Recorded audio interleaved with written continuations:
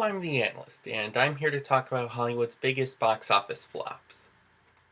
How much do you think a film needs to make in order to break even, theatrically at least, compared to its production budget? Well, the general rule in Hollywood is that you need to double your budget in order to break even at the box office.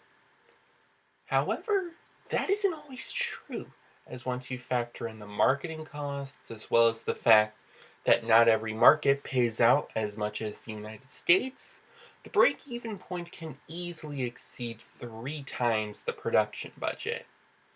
Of course, that's why studios rely on ancillary revenue to bolster their films' profits, such as home video, television rights, and in today's movie's case, merchandising. This includes video game and comic book tie-ins as well as action figures and toys. In fact, as other media shows, you can basically turn anything into tie-in merchandise. In fact, sometimes it's not the film spawning merchandise, but it's the merchandise that spawns the film. And so, let's introduce Hasbro, one of the biggest toy companies of all time, and probably the one best known for adapting their products into media, such as My Little Pony, Transformers, Ouija, and the topic du jour, G.I. Joe. 2009's G.I. Joe: The Rise of Cobra was Hasbro's first attempt to bring the military heroes into live action, with the franchise having previously been animated only with 4 prior animated series and 3 animated films, starting back in the 1980s. Of course, this wasn't the first live-action adaptation of a Hasbro property. That would be the Transformers films, the first of which came out 2 years prior, and the second, which opened mere weeks before this one, and G.I. Joe obviously aped those 2 films. Directing the film was Stephen Sommers, best known for directing the first 2 Mummy films, i.e. the 1999 and 2001 ones, and he brings his CG-heavy character-light style to bear here with quite an ensemble cast ranging from Channing Tatum and Joseph Gordon-Levitt to Christopher Eccleston and Dennis Quaid to Marlon Wayans, of all people, with small roles from Mummy alumni Kevin J. O'Connor, Arnold Vosloo, and Brendan Fraser. Paramount would distribute the film, having also distributed the Transformers films, and the film went forward with a pricey $175 million production budget, which is bigger than the $150 million or so budget the original Transformers got, plus another $140 million in its worldwide marketing blitz. Okay, before we go further, I will admit I know next to nothing about the G.I. Joe franchise. However, I'm going to judge this not as an adaptation of the original source, but how well it fits to an outsider of the franchise. Hopefully, a film can appeal to outsiders just as much as it does to the fans. Now let's begin. The film opens in 1600s France, where James McCullen I, portrayed in flashback by David Murray, is having his face covered by an iron mask for selling weapons to the other side. Fast forward 400 years, and his descendant James McCullen IX, portrayed by Christopher Eccleston, is selling nano warheads capable of eating through metal to the world's militaries. Of course, I'm not sure that nanotechnology is capable of such destruction. Once the target has been destroyed, and the launcher pretty sure triggers a it kill also switch. wouldn't be Unique to each controlled by a warhead. simple A short remote. circuit. While some of his men are delivering the nanotechnology warheads to the purchaser, NATO, they are attacked by near unstoppable ninja soldiers, They shot him right out of the air! taking out their air support Oh my god. and most of the other soldiers in the convoy, with one of them, Duke, who was portrayed by Channing Tatum, realizing that his ex-fiancée Anna, portrayed by Sienna Miller, aka the Baroness in the film, is leading the attack. Of course, before she can secure the warhead, her forces are attacked by commandos such as Scarlet, Snake Eyes, and Heavy Duty, forcing her to retreat. The commandos take the two survivors of the attack, Duke and his friend Ripcord, portrayed by Marlon Wayans, to the base of the commandos as the Pit. Men and women from the best military units are in the known world. as the G.I. Joes. The warheads are brought there for safety. Years back. Never got asked to join in the op group. General Oh, Hawk, really? You don't portrayed remember by Thailand Dennis about Quaid. 4 years ago? And the two are offered membership to the team after Duke reveals he knows the Baroness. As they try to see if they are eligible, McCullen, in the most predictable film plot twist Besides, I'm married. ever, is revealed to have employed the Baroness and sends her out with other elite soldiers known as Vipers, who were also the ones attacking the convoy, plus the ninja Storm Shadow, to retrieve the warheads from the G.I. Joe base, having tricked Hawk into reactivating the tracker beacon on them.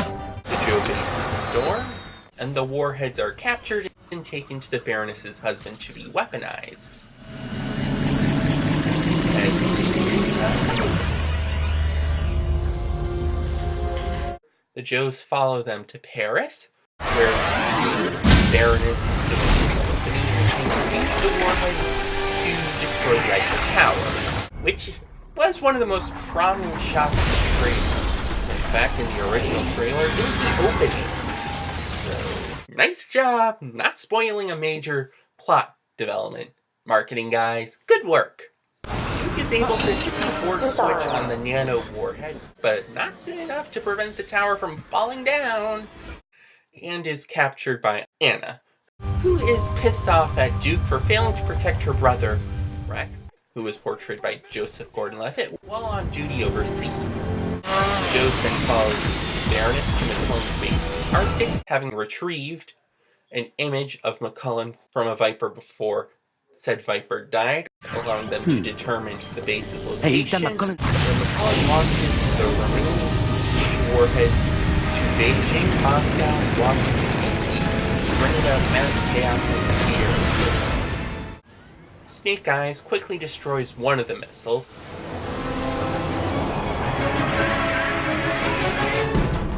and Ripcord, who avidly wants to be a pilot, takes a prototype jet to take out the other two missiles, guided by Scarlet and Breaker. Sides to McCullen's operation, the sword, and the shield. Known as the Doctor, who reveals himself to be Rex, having been seduced by McCullen's technology and disfigured in a misguided airstrike called by Duke. The Baroness, however, then frees Duke only for the Doctor to reveal his plan. Have you ever Nana felt truly her alone? to control her mind, much like he had done way to with the deal other with the Vipers. pain. Using the disgusting that follows, McCullen is gone. The Duke and the Baroness escape, taking chase. The two, in the sun, the Doctor heals McCullen with nano and puts his head in a hotel mask, Healers. like the one seen at the beginning of the film, where he's christened as Destro, Destroyer of Worlds, while the Doctor takes the new moniker Commander. The two are captured, while the Baroness is placed in protective custody I've never in seen order to encoding remove like the this. nanites I mean, from her physically she's body. fine, but Stick around Well, it permanently. seems that the Oh, so Joes you're have asking me, won. right? 'Cause we're- It is revealed that the President has been replaced with one of McCullen's operatives, the Disguise Master, Zart. that's what we're going to... That was G.I. Joe, and let's see. The film has some solid action sequences and a promising plot, but there's simply too much CGI and far too many familiar elements with just too much going on at once. I actually cut a lot of stuff out of this review just for time's sake. This was clearly meant to be an introduction of the franchise on the big screen, but for outsiders, there needed to be more room to develop and introduce the characters so they can actually resonate. This is also true in the marketing effort, which was more promoting non-stop action and focusing on the villains, the eponymous Cobra, rather than the heroes, which is a troubling proposition when considering that G.I. Joe isn't an established franchise. Hasbro's stablemate Transformers, meanwhile, focused on trying to establish a place for non-converts to enter the franchise. and had something more stunning to make it a must-see, which in this case was cars turning into robot warriors. Still, when G.I. Joe opened on August 7th, 2009, it took first place with a solid $54.7 million, though it didn't display the best of legs, collapsing 59% in its second weekend when it had to deal with District 9 and ultimately wrapped up its run with $150.2 million domestically. Overseas, it didn't do much better with $152.3 million, led by fine runs in South Korea and the United Kingdom, though it did unimpressive business in most markets. The final worldwide gross would be $302.5 million, and after theaters take their cut, Paramount would be left with $132.8 million, covering most of the expensive marketing budget, but the production budget would be untouched by theatrical revenue. Of course, thanks to action figures, DVD sales, and other forms of ancillary revenue, it would probably wind up being less of a hurt for Paramount, who wound up releasing a sequel 4 years later that basically eschewed most of the original's cast, save for Snake Eyes, Storm Shadow, and Duke, among others, though the latter doesn't even make it to the end of the first act. Oops! Spoilers! The estimated theatrical loss on this film is, thanks for watching, press that like button, and be sure to subscribe, $182.2 million. Get